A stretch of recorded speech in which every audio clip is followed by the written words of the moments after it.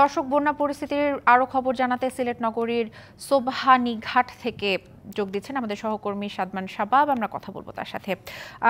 সাদমান, আপনি কি পরিস্থিতি দেখছেন? বন্যার কি আরো অবনতি হওয়ার শঙ্কা আছে কিনা এবং জনদুর্ভোগ সম্পর্কে জানাবেন আমাদের।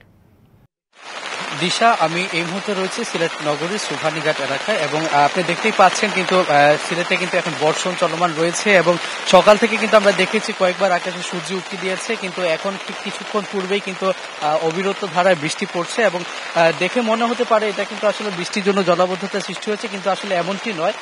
সুরমা পাড়ের যে পানি সেটা বিভিন্ন খাল হয়ে পূর্তি হয়ে এই আশপাশের বিভিন্ন এলাকায় কিন্তু ঢুকে পড়ছে এবং সকাল থেকে আমরা দেখছিলাম বৃষ্টি না থাকা সত্ত্বেও বিভিন্ন জায়গায় কিন্তু পানি উঠে গিয়েছে এবং এতে কিন্তু জনদুর্ভোগ সৃষ্টি হয়েছে এবং বাসিন্দারা জানাচ্ছিলেন যে আসলে তারাও মানসিক প্রস্তুতি নিয়ে রেখেছেন যে বৃষ্টিপাত যদি বেড়ে থাকে এবং পাহাড়ি ঢল বাড়ে এবং এখানে যদি সিলেট নগরীতে বন্যা পরিস্থিতি সৃষ্টি হয় তারা আশ্রয়কেন্দ্রে যাওয়ার জন্য প্রস্তুত রয়েছেন।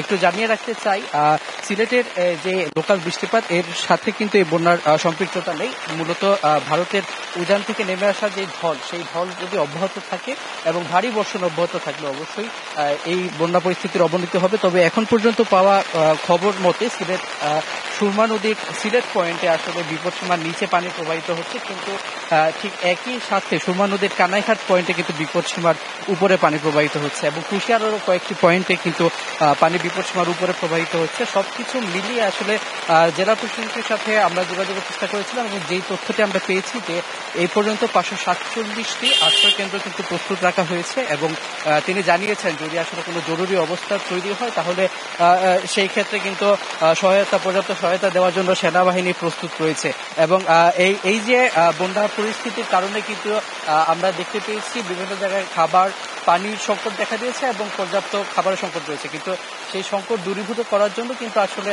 সরকারি এবং বেসরকারি ভাবে সেই জায়গাগুলোতে ত্রাণ সামগ্রী বিতরণ করা হচ্ছে। এই হচ্ছিল আমার কাছে এখন পর্যন্ত সিলেট থেকে বন্যা পরিস্থিতির সর্বশেষ বিষয়। শাবাব, ধন্যবাদ আপনাকে।